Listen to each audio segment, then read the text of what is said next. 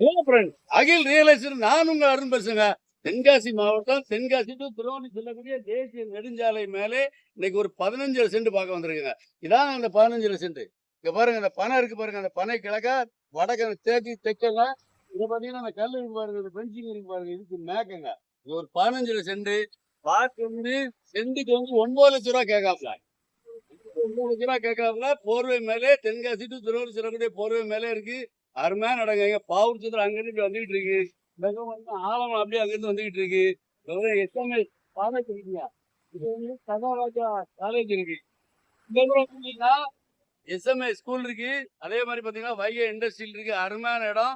தார் ரோட்டு மேல அடைக்கலாபுரம் பஸ் ஸ்டாப்ல இருந்து கரெக்டா 1/2 கிலோமீட்டர் இடத்துக்கு வந்துருந்தாங்க. அருமையான இடம் தாங்க.